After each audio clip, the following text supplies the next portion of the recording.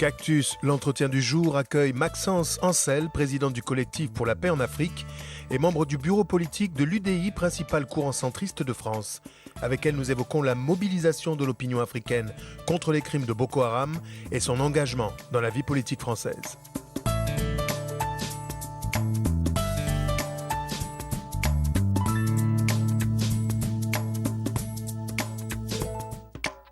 Maxence Ancel, bonjour. Bonjour. Est-ce que la mobilisation à travers des manifestations est suffisamment efficace face à des pratiques barbares déployées comme celles de groupuscules à l'enseigne de Boko Haram, par exemple ? Efficace, en fait, nous faisons tout pour pouvoir mobiliser le maximum de personnes. En fait, une fois passé l'indignation, la dénonciation, il faut passer à l'action, tout simplement. Donc, nous faisons tout pour pouvoir mobiliser le maximum de personnes pour la lutte contre cette secte barbare, il faut utiliser ces termes. C'est une secte qui n'aime pas les gens, c'est une secte c'est des personnes qui sont contre les droits de l'homme, parce que quand on tue, quand on égorge, quand on tire sur une femme en train d'accoucher, il n'y a pas de mot pour qualifier ce type de personnes. Je pense que j'ai envie de dire, si on pouvait les éradiquer. Ça, c'est vraiment les termes que j'ai envie d'utiliser contre ces personnes parce qu'ils n'ont pas de cœur. Alors, le foyer irradie et touche de nombreux pays. C'est parti du Nigeria, ça bascule du côté du Cameroun. Le Niger est impacté. Une force d'interposition se met en place. Qu'est-ce que vous pensez qu'elle peut faire ? En fait, on espère déjà qu'elle sera à la hauteur parce que ces gens sont lourdement armés. Qui les arme ? D'où viennent les armes de Boko Haram ? En fait, Boko Haram, moi, je ne sais pas exactement. Tout ce que je vois, c'est les actes qu'ils posent. Et on se rend compte que c'est des gens qui sont lourdement armés. Aujourd'hui, partis du Nigeria, attaquer le Cameroun, faire des incursions comme ça au Tchad, maintenant le Niger est menaçant même. Tous les nouveaux pays qui voudront rentrer dans cette guerre contre eux, moi je me dis que c'est des gens qui sont déjà structurés et engagés plusieurs fronts en même temps, c'est inquiétant, mais je suis rassurée de savoir quand même qu'il y a cette force de coalition.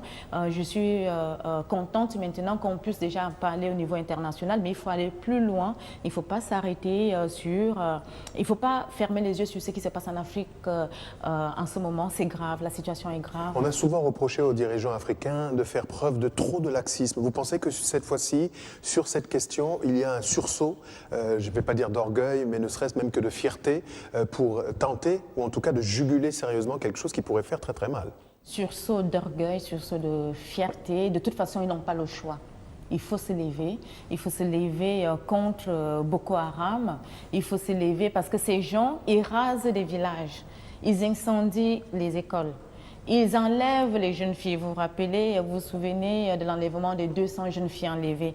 Et ils sont contre la modernité, ils sont contre les humains. Voilà, des gens qui veulent imposer une idéologie dont les représentants des pays concernés et d'autres, parce que ça peut arriver n'importe où. Regardez, le Niger est maintenant attaqué.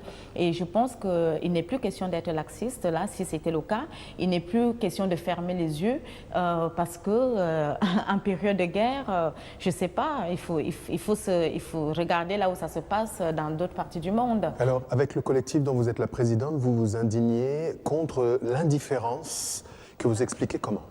L'indifférence de l'opinion publique, la fameuse opinion publique internationale. Finalement, c'est pas qui c'est. Comme l'opinion publique internationale, c'est tout le monde. Finalement, c'est plus personne. Nous voulons que ça soit dit, nous voulons que ça soit relevé, que ça soit dans les médias. Nous voulons que ça soit sur toutes les tables de négociations, de discussions. Nous voulons dire qu'il y a des gens qui meurent parce qu'un petit groupe de barbares s'est levé et souhaite prendre le pouvoir en Afrique. Nous voulons que ça soit dit. Et nous voulons aussi mobiliser surtout parce que nous pensons que la force militaire, déjà, elle est efficace, elle est forte, mais il faut aussi un soutien moral à ces forces de défense qui sont engagées. Il faut un soutien aux populations sinistrées.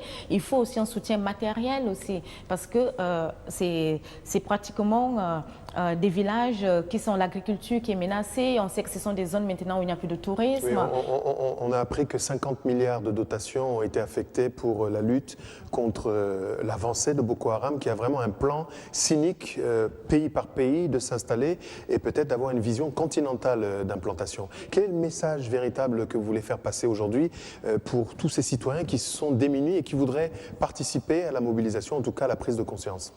S'élever, passer, s'indigner, dénoncer, apporter leur contribution, parce qu'une fois après, dans ces mobilisations, enfin dans toutes ces mobilisations que nous faisons, nous allons aussi faire des récoltes de dons, en quelque sorte, pour apporter vraiment du soutien plus concret, par exemple aux veuves, par exemple aux jeunes. Vous savez que dans ces zones-là, ce sont des jeunes qui sont aussi enrôlés, et surtout parler, donner aussi de l'information, parce que vous voyez ce qui se passe depuis Charlie Hebdo ici, ça se passe aussi en Afrique, parce qu'il y a l'enrôlement des jeunes, soit volontairement, soit parfois de force, et Internet joue aussi un grand rôle. Donc, en fait, nous devons porter un message et dire aussi aux jeunes que faites attention, et puis mettre aussi les projecteurs, surtout les projecteurs dans cette zone, pour que, quand vous disiez tout à l'heure l'opinion internationale c'est tout le monde.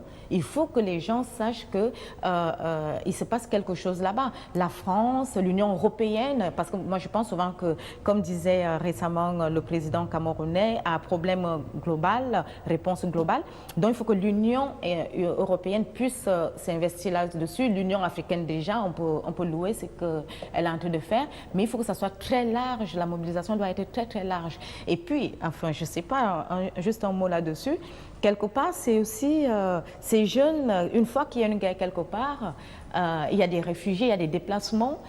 Aujourd'hui, on compte au Cameroun 40 000 déplacés à l'intérieur du Cameroun. Donc, c'est incroyable ce qui est en train de se passer. Et après, passer ce cap, les gens vont bien vouloir se réfugier ailleurs. Donc, il ne faudra pas qu'on s'en émeuve plus tard que, mais qu'est-ce qui s'est passé? Pourquoi il y a de plus en plus de gens qui viennent? Et nul n'est à l'abri, aucun pays n'est à l'abri. Aucun pays n'est à l'abri. Alors, vous êtes une femme extrêmement dynamique, franco-camerounaise, militante dans la société civile, présidente de l'association Clairvoyance pour la diversité. Vous êtes l'une des rares membres du bureau national d'un parti, l'UDI, qui est la principale formation qui représente la mouvance centriste française. Comment est-ce que vous expliquez cette sorte de mixophobie? C'est-à-dire qu'il y a très peu de gens aux cheveux hirsutes, originaires d'Afrique, du reste du monde, qui occupent le bureau national d'un parti national en France. Comment est-ce que vous l'expliquez? C'est tout simplement l'amour de l'autre. J'essaie de défendre les valeurs humanistes. Mais pas à votre niveau. Je dis que les partis politiques, à part vous, je vais peut-être un peu choquer, le parti qui intègre le plus de personnes issues, comme on dit, de l'immigration, qui est une locution qui énerve certains, c'est le Front National, paradoxalement. Je parle à l'échelon des bureaux. Comment est-ce que vous expliquez? Déjà, personnellement, je sais pas comment vraiment l'expliquer, sinon ça sera comme si c'était une sorte de langue de bois. C'est pas évident, il faut le dire. C'est pas évident. Les partis politiques, c'est comme la jungle. Il faut se battre à l'intérieur. Il y a même des personnes qui sont là depuis, qui se battent tous les jours, mais qui malheureusement n'arrivent pas à accéder à ces postes-là. Donc, je pense tout simplement qu'il faut continuer. Il faut surtout pas déserter la politique. Il faut continuer à se battre à l'intérieur.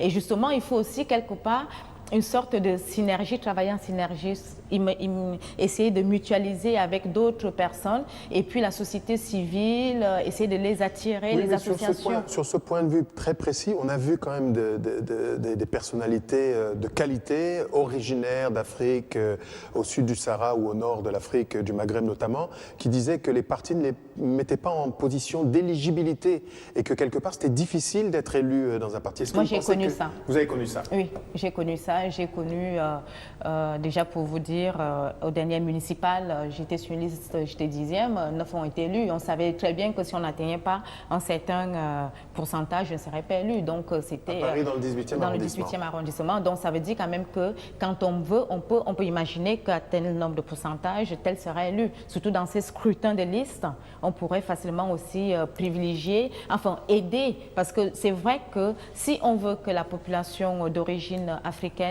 puisse se sentir concernée, il faut qu'elle ait l'impression qu'il y a quand même des personnes qui les représentent. Mais alors, est-ce que vous êtes comme certains pour des quotas? Même si certains partis politiques, encore une fois, aussi bien pour la parité, pas pour les quotas parce qu'il n'y a pas de légifération en la matière, mais ne serait-ce que pour la parité, préfèrent payer des amendes plutôt que de respecter, entre guillemets, des quotas. Vous êtes pour ou contre les quotas? À titre personnel, vu comment je me bats et comment ça n'avance pas, je dirais que oui, je suis pour les quotas. personnellement. Je suis pour les quotas parce qu'au moins, et surtout, au-delà des quotas, c'est la méritocratie. Le problème, c'est quoi? C'est que vous allez constater, les élections comme les élections législatives, on va mettre facilement des gens comme de la chair à canon, allez vous mettre devant parce qu'il faut récolter des fonds après.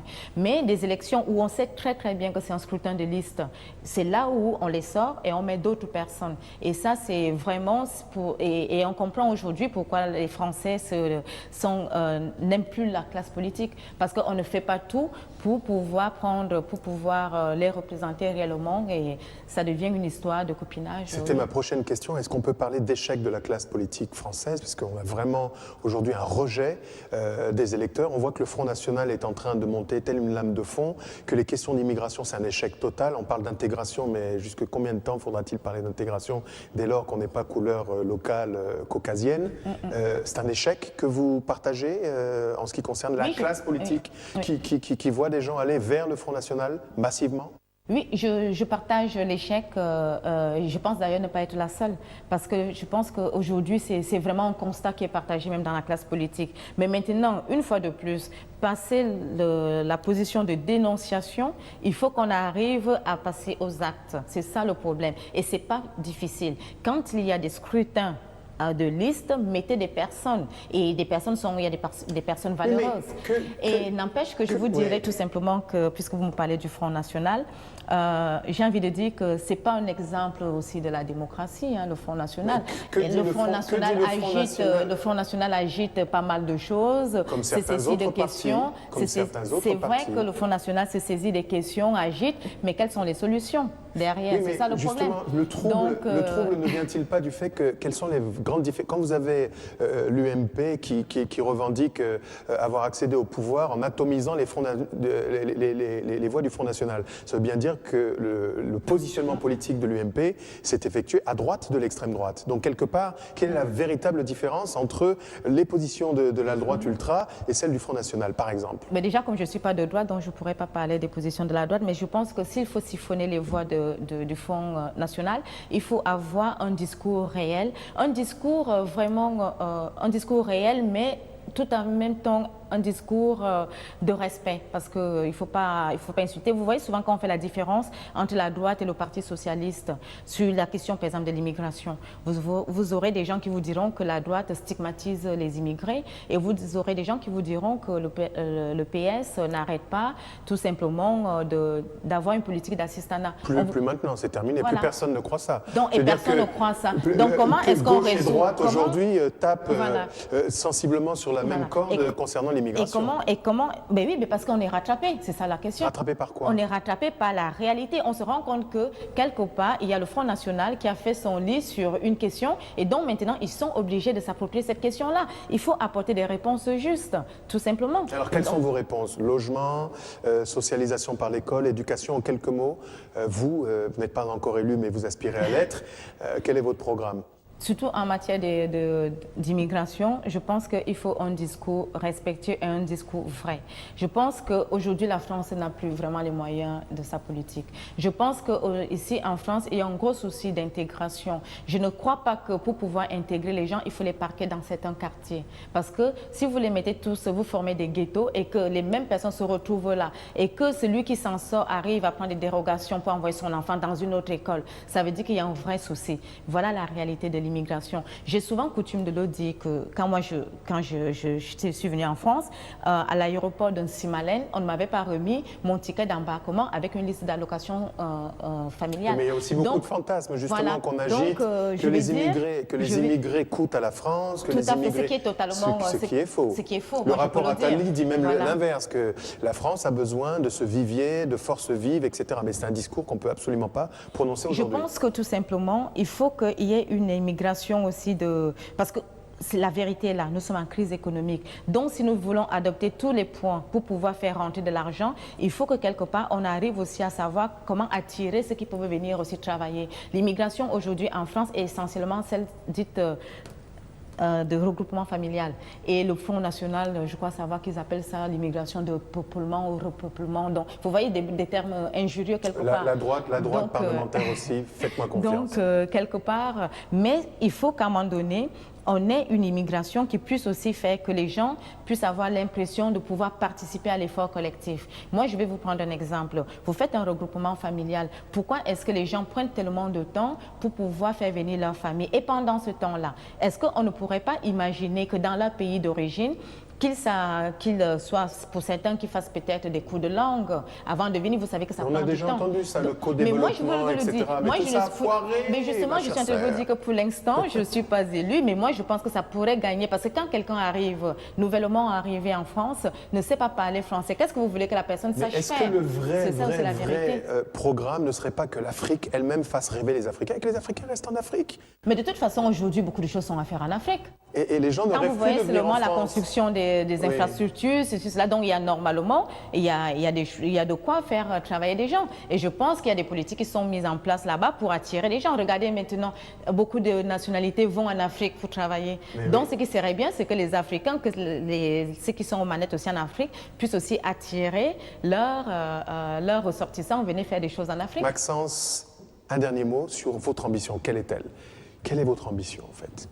En tant que Maxence Ancel? En tant que Maxence Ancel, au plan politique. Devenir député, ministre d'un gouvernement, défendre vos idéaux aux plus hauts échelons de l'État? Mon ambition, c'est, je vais dire, d'être élu. Pourquoi pas? D'être élu surtout, parce que déjà, je pense vivre déjà mon ambition au travers de plusieurs associations. C'est-à-dire, je suis plus proche des gens, j'essaie de comprendre. Et parfois, le fait même de ne pas être élu ne m'empêche pas d'aider quelqu'un, de l'amener vers là où ça se passe. Mais je pense aussi qu'il faut arriver à avoir une certaine... parce que les gens ont besoin, tout en détestant le politique, ils ont besoin de savoir que vous êtes élu. C'est une question aussi pour eux, parfois, de crédibilité. Et je pense que je travaille pour ça, pour qu'à un moment donné, que si je suis élue, parce que je peux aussi facilement, c'est une question aussi de facilité, mais ça ne m'empêche pas de faire aujourd'hui ce que je suis en train de faire. Ça ne m'empêche pas du tout. Et ça vous empêche d'écouter de la musique, d'aller au cinéma? Vous avez le temps? Vous semblez être une executive woman, toujours dans l'action. Je trouve même le moyen d'aller même à l'opéra avec mon époux, donc ne vous inquiétez pas. Je sais prendre quand même des moments pour m'arrêter et puis me reposer. Merci à vous d'avoir été notre invité. Bonne chance pour la suite, pour la mobilisation contre le fléau qui gangrène et qui porte un nom, Boko Haram, et pour votre engagement en politique. Merci d'être venu sur YouBiz News. Cactus, l'entretien du jour accueille Philippe Langlais, membre bénévole d'Électriciens sans frontières. Avec lui, nous évoquons le grand défi de l'accès à l'électricité en Afrique, la place et les rôles des associations de migrants qui œuvrent en faveur d'une réduction de la fracture énergétique dans le monde.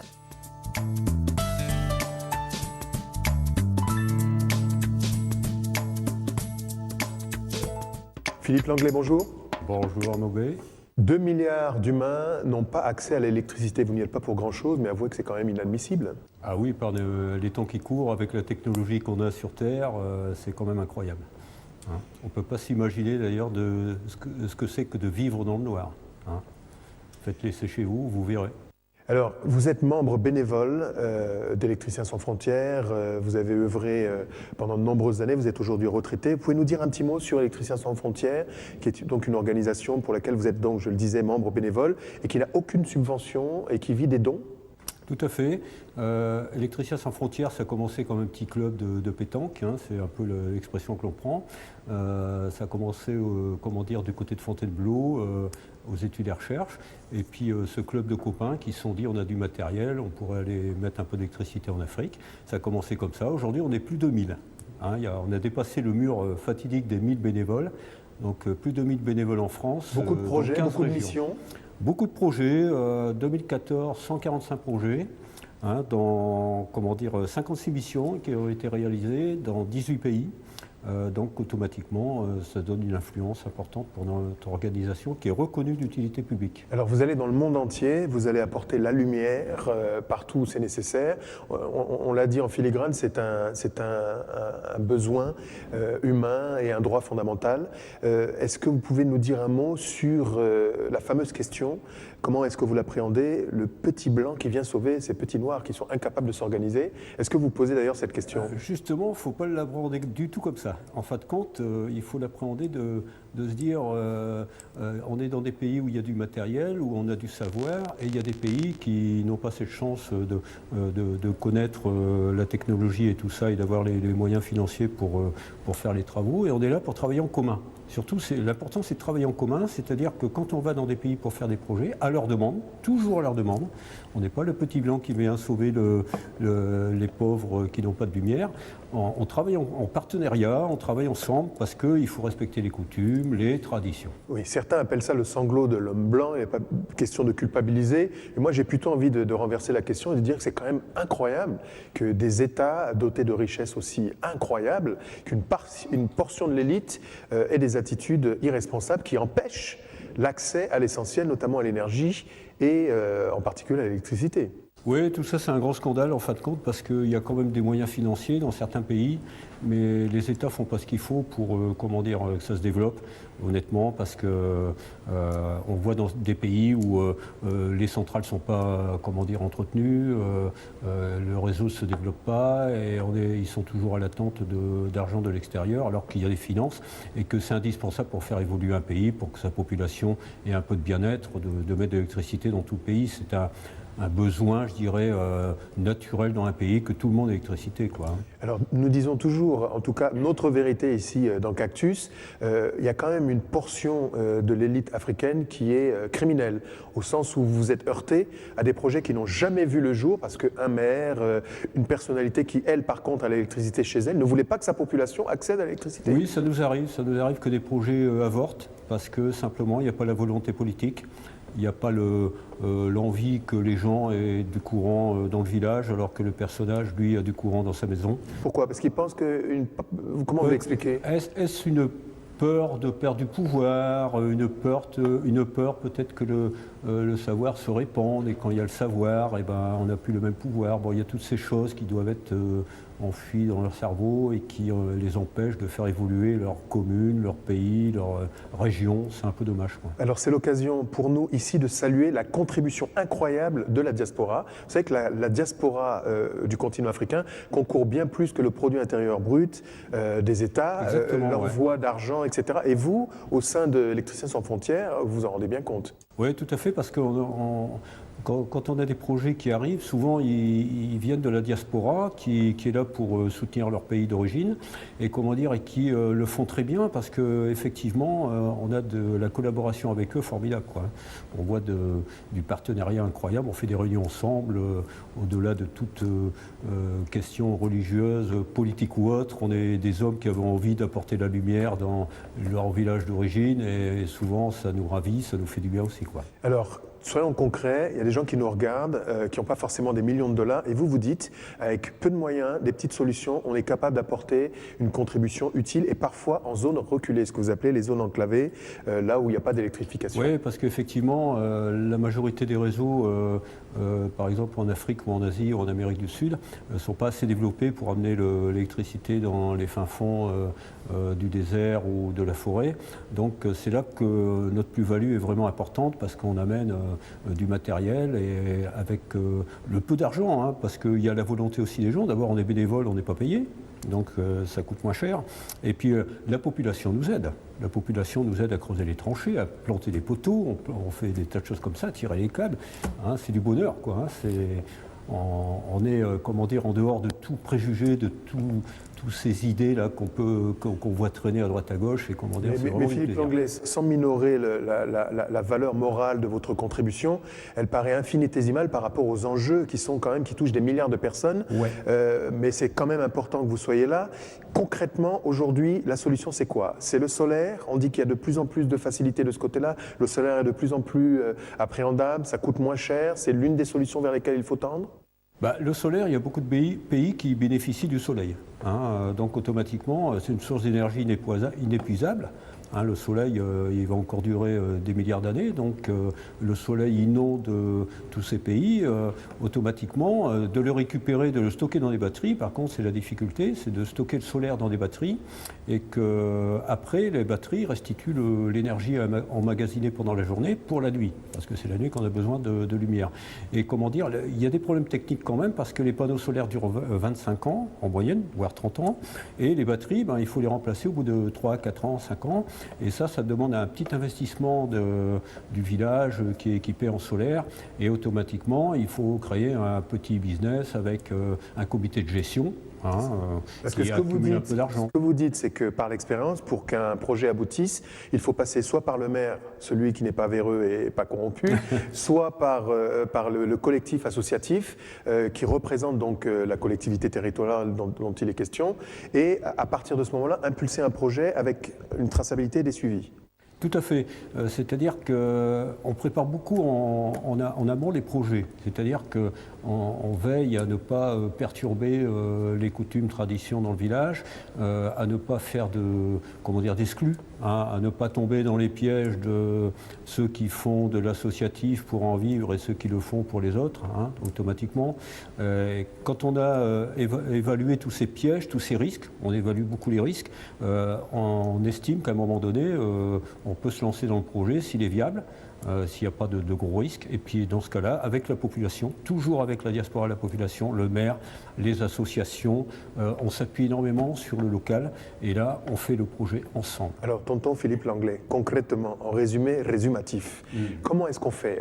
On a envie de contribuer pour sa collectivité, pour son bled au pays. Il existe, selon vous, des solutions qui tendent à l'hybridation des sources et qui sont peu chères. Vous pouvez nous dire un mot sur les kits? Il y a l'évolution des technologies qui permettent ça? Il y a des entreprises qui ont pris conscience que, il y a beaucoup de choses à faire dans ce domaine.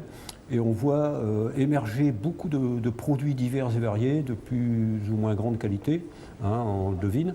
Et dans ce cas-là, on voit une gamme de produits qui répond à beaucoup de besoins aujourd'hui quantitatifs. C'est-à-dire, on voit des petits produits avec la petite batterie, les 2 petites lampes pour éclairer une case. Après, on voit des produits plus importants qui peuvent alimenter une télé, une petite radio.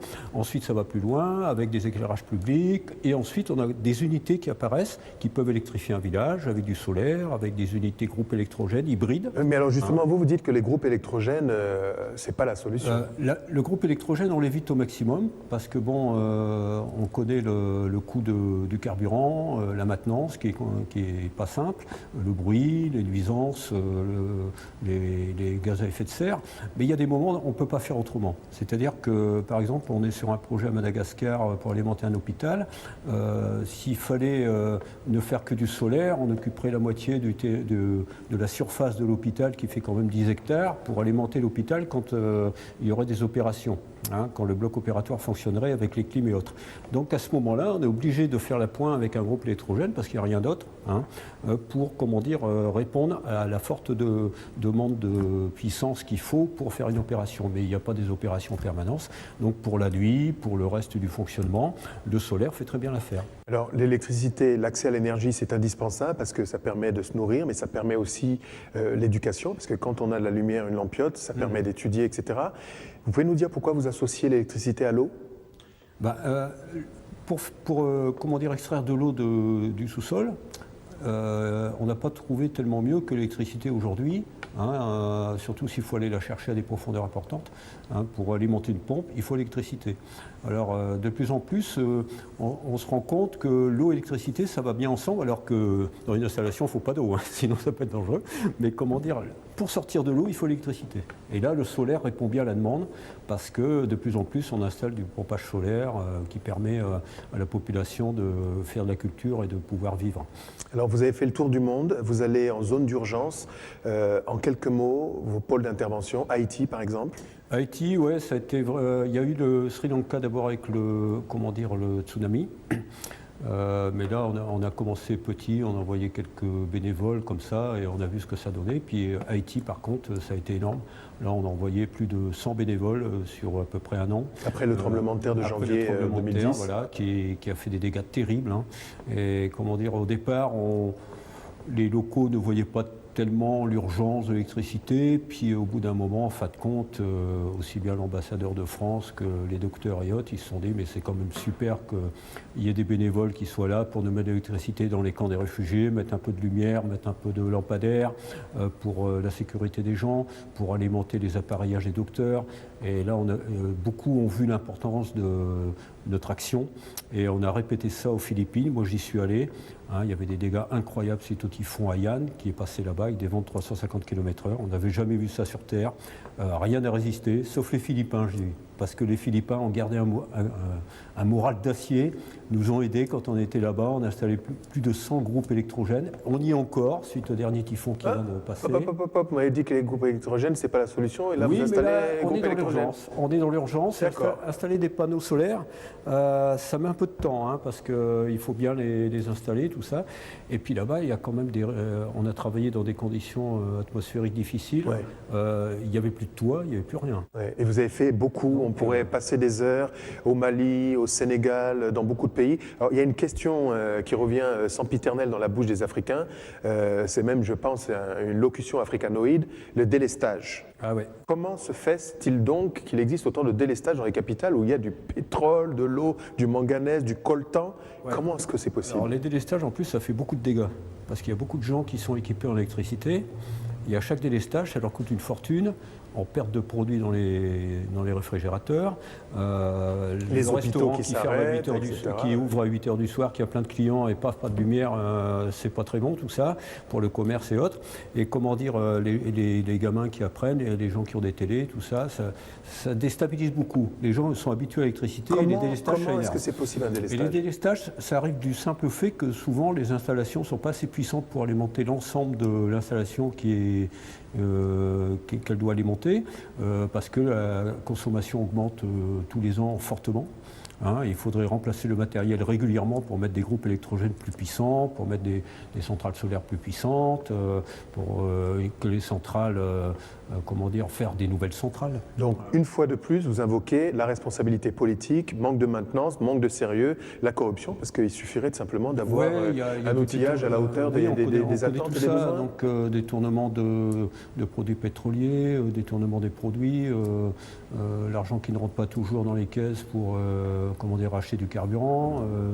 Je pense à certains pays où c'est chronique, et ça crée des délestages qui énervent beaucoup la population, parce qu'on voit souvent, à force d'avoir des délestages, à Madagascar, ils vivent un peu parce qu'il n'y a pas assez de carburant.